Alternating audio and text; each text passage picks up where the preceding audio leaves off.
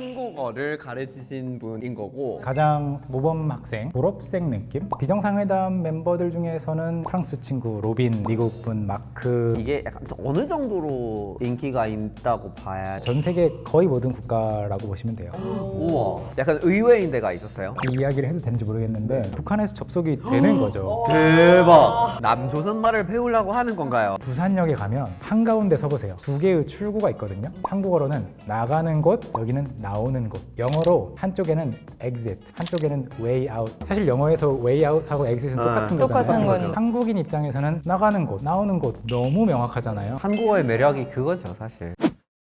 바삭한 한글 과자의 소리처럼 솔직하고 다양한 이야기들이 터져 나오는 수다. 바삭한 수다 MC를 맡은 디디. 돌고 달립니다. 반갑습니다.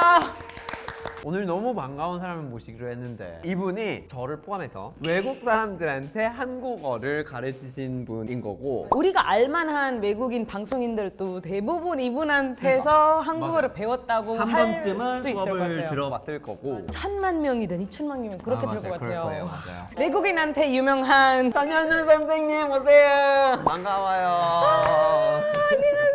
반갑습니다. 모르시는 분들이 계실 수도 있으니까 한번 자기소개를 부탁드리는 게 약간만 숙제를 시키는 것 같은 느낌이지만 저는 선현우라고 하고요. Talk to me in Korean이라고 하는 유튜브 채널, 브랜드, 웹사이트를 통해서 지난 16년 동안 한국어를 다양한 나라의 사람들에게 가르쳐 오고 있습니다.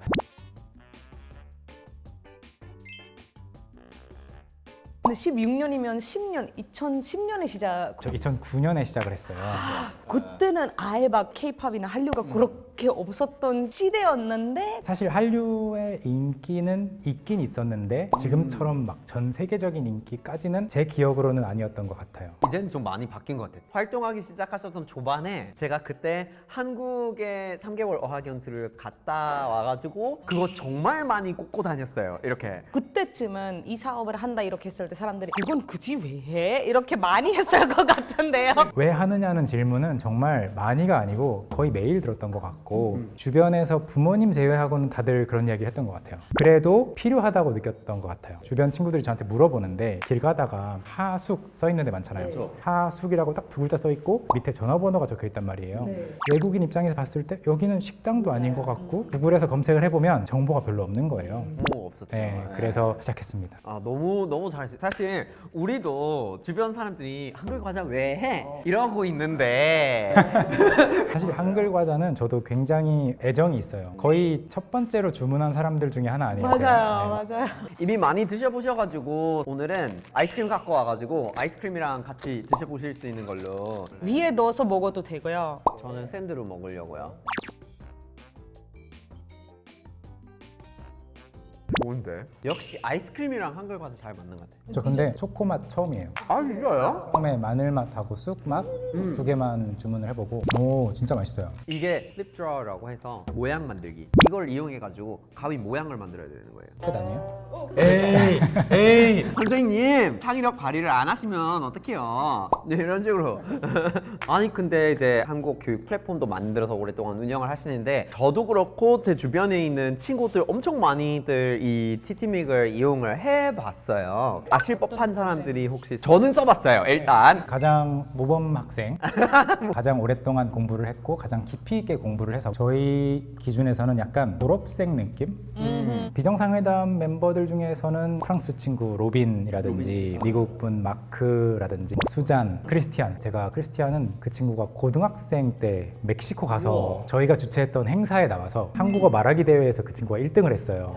그래서 그때 앞으로도 열심히 한국어 공부해라 하고 헤어졌단 말이에요. 근데 한 3년, 4년 뒤에 갑자기 페이스북으로 메시지가 온 거죠. 선생님 저 한국 왔어요. 오. 그래서 그런 친구들이 많이 공부를 했어요. 그러면 한국어 가르칠 때 어떤 부분에 집중 많이 하세요? 사실 한국어를 가르치게 된 계기 중에 저도 한국에서만 영어를 배웠는데 굉장히 어렵게 배웠어요. 학교에서 가르쳐주는 영어가 좀 딱딱하고 암기 위주다 보니까 혼자 배우는데 힘들었고 이 경험이 있어서 혼자 배우시는 분들 한국에 아직 유학을 못 오거나 아니면 여행 오기에 너무 어리거나 혼자서도 좀 잘 배울 수 있게 설명을 좀 친절하게 많이 했던 것 같아요. 초급한테는 최대한 쉽게 풀어서 설명하고 중고급한테는 어원 이런 것도 설명 많이 해요. 뭐 예를 들어서 뭐뭐 할 텐데 할 때 그 텐데를 그냥 문법으로 외우는 게 아니라 할 터인데라고 풀어서 볼 수 있죠. 그 터는 놀이터, 공터, 그 터가 장소잖아요. 그래서 그 공간에 가면 이럴 것이다. 그렇게 설명하면 외울 필요가 없어요. 이해가 되는 거잖아요. 이해도 되고 그 터라는 것도 자동으로 외워지고. 그래야 다음에 어디에 그 터가 나오면 이런 터인가 봐라고 해서 이해하기 쉽게 되니까. 한국어가 인기 있는 건 맞는 것 같은데 이게 약간 좀 어느 정도로 인기가 있다고 봐야 되는 건지. 한국어의 인기는 꾸준히 올라가고 있는 거는 느낄 수 있어요. 체감할 수 있어요.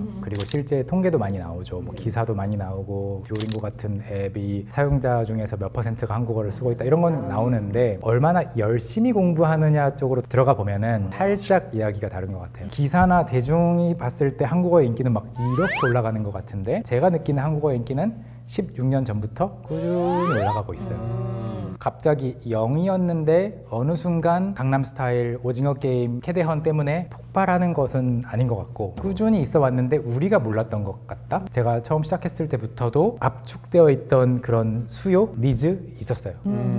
그래서 요즘 이제 그 한국어 학습자가 2년 만에 2배로 늘어서 지금 이제 200만 명 넘게 이렇게 배우고 계시는데 근데 그러면 나라들도 다양하겠네요. 다양할 것 같은데. 다양해요. 사실 저희는 영어로 가르치고 있기 때문에 영미권이 제일 많고요. 영국, 미국 합쳐서 30% 정도 되고 나머지 나라들이 정말 신기하게 정말 촘촘하게 1%, 1%, 1%, 1% 이렇게 돼 있어요. 그래서 전 세계 거의 모든 국가라고 보시면 돼요. 우와. 약간 의외인 데가 있었어요. 여기까지? 이런 순간들은 있었을 것 같아요. 이 이야기를 해도 되는지 모르겠는데 몇 년 전에 모임을 저희가 주최를 했는데 한 미국 분이 저한테 질문하시더라고요. 혹시 북한에서도 접속을 하냐고. 오, 그러게요. 근데 제가 딱 마침 한 일주일 전에 그걸 보고 갔었어요. 북한에서 접속이 되는 거죠. 대박. 남조선 말을 배우려고 하는 건가요? 왜 접속이 잡힐까? 그냥 궁금해만 하고 넘어갔죠. 근데 일주일 뒤에 그 저희가 했던 모임에 어떤 미국 분이 오셔가지고 북한에서 혹시 접속한 사람이 있냐고 질문하셔서 있다. 굉장히 적어서 한두 명인 것 같다 했는데 그분이 That was me. That was me. 자기였다고 미국 사람이 북한에서 그걸 쓴 거예요? 그랬나 봐요. 대박. 대단하다. 그 뒤에 이야기는 자세히 못 물어봤는데 접속 기록을 혹시 봤는지 궁금했나 봐요. 그게 재밌었던 일화였고 그 외에 진짜 학습으로는 유튜브 쪽은 인도에서 많이 오세요. 맞아요. 예전에는 인도에서도 새로운 언어를 배웠을 때 뭐 스페인어 가끔 나오거나 이랬는데 요즘에는 한국어과가 생기기도 하고 한국어 반 생기기도 하고 학생들이 원하고 학생들이 엄마 아빠한테 말하고 부모님이 학교에 이야기하면서 그런 사이클로 몇 년 걸리긴 하지만 결과적으로는 개설이 될 것 같습니다. 네. 새로운 서비스, 외국 서비스들이 나오잖아요. 거기 처음부터 한국어를 그 서비스를 주시기 시작하셨어요. 캔바도 한국어로 처음부터 나왔었고 걔네 광고에도 이제 한국어가 보여요. 저희가 느끼는 그런 개인이 학습하는 거 인기는 올라가고는 있지만 한국 정부나 학교들도 열심히 노력하고 있는 것 같긴 해요. 한국어 교실 개설 이런 것만 찾아봐도 지난 몇 년간 정말 많이 늘었거든요. 2년 전 통계를 보니까 미국에서 중고등학교 200 몇 군데 정도에서 한국어반이 개설되어 있었다고 하는데 정확히 30년 전에는 4군데였다고 해요. 그런 것들 보면 정말 빠르게 앞으로 더 늘 것 같아요. 어떻게 보면 경제를 따라가는 부분은 있다고 봐야 되는 것 같아요. 제가 시작했을 때는 진짜 대학 가야만 배울 수 있었는데 한국이 이제 선진국이 됐으니까 그래서 확실히 사람들이 전 세계적으로 이게 이제 눈에 들어오기 시작하는 거예요. 그리고 그게 축적이 되고 그러다 보니까 여기는 왜 이럴까? 이거 신기하네? 하고 관심이 가겠죠. 만약에 그 경제력이 없었으면 대학이나 이런 데서는 안 하겠죠. 맞아요. 그거를.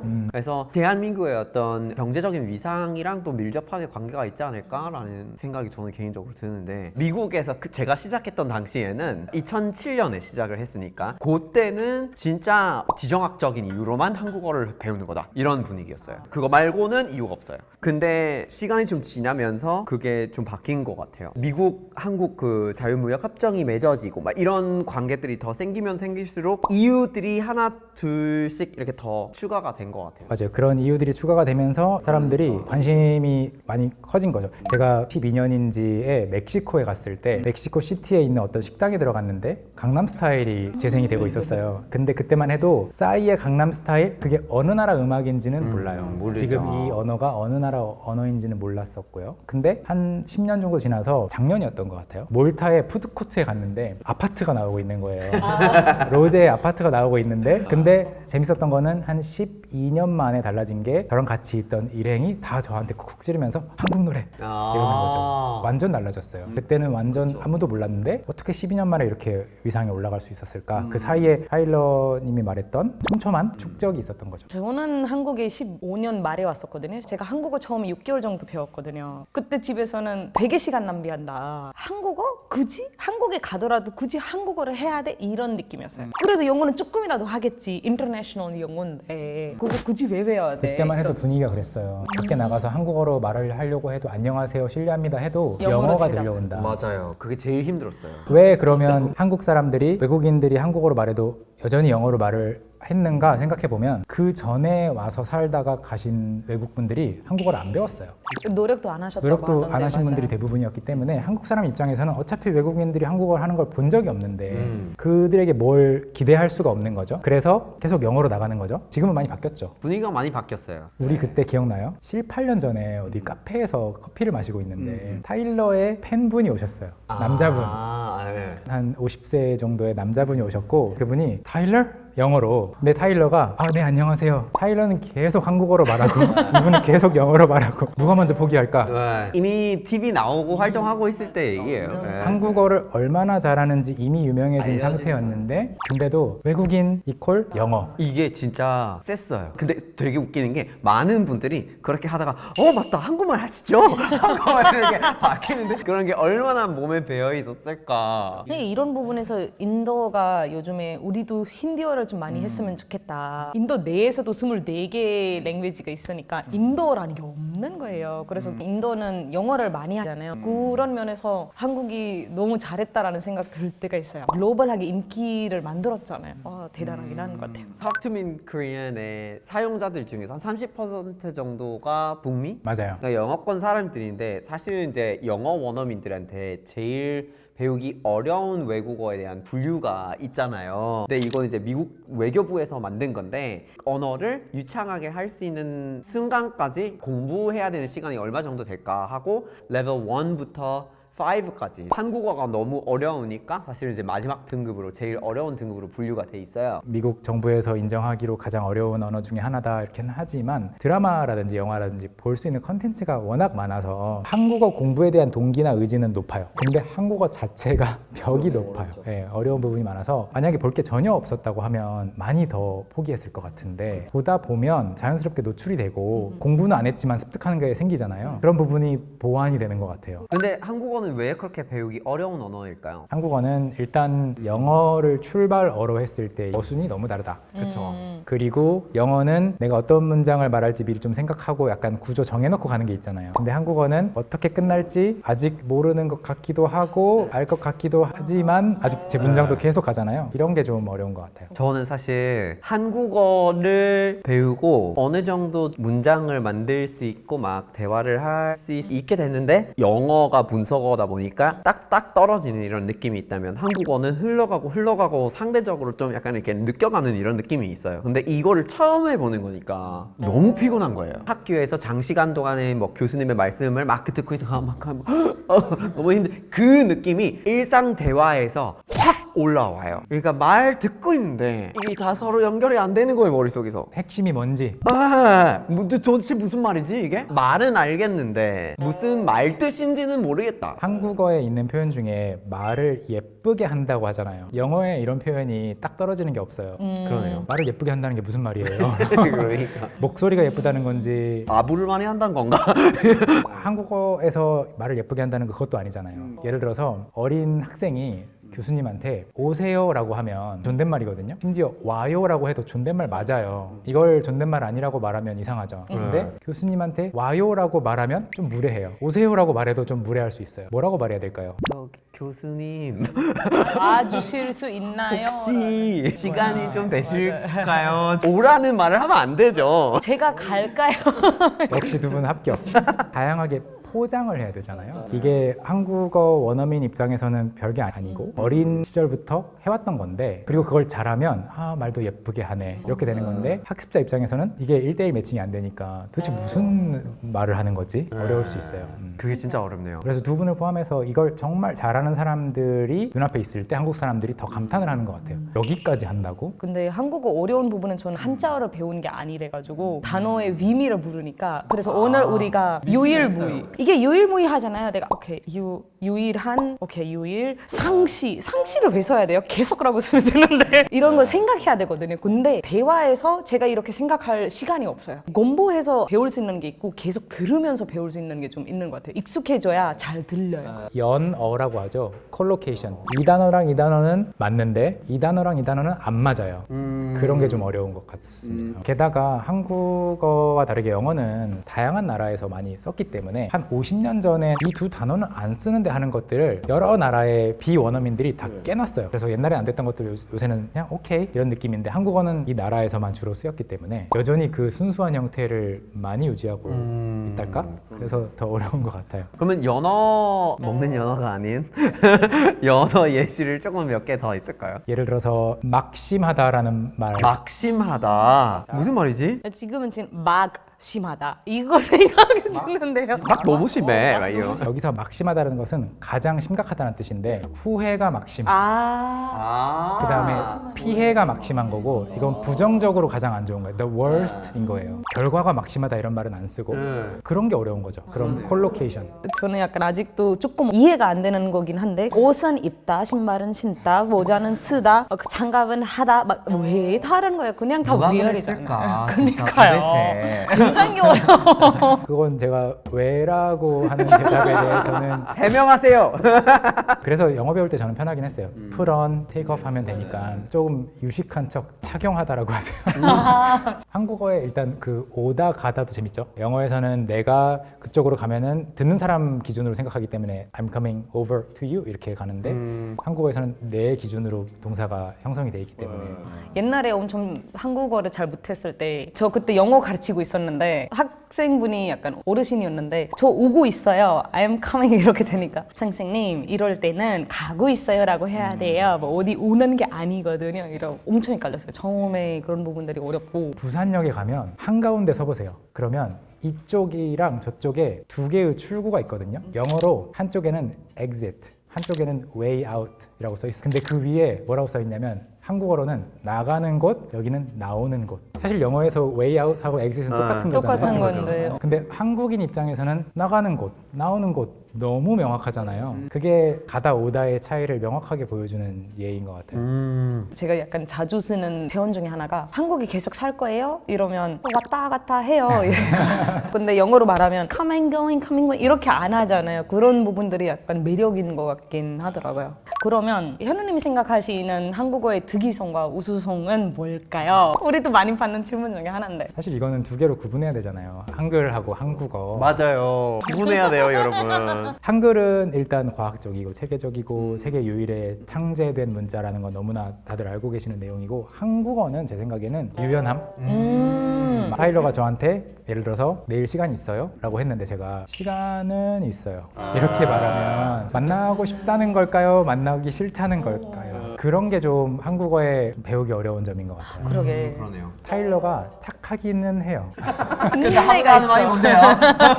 착하긴 한데 뭔가 있어야 돼 뒤에. 지금 는이라는 조사 가지고도 진짜 엄청나게 얘가 많죠. 작하긴 작해요. 작하기는 너무 작해요.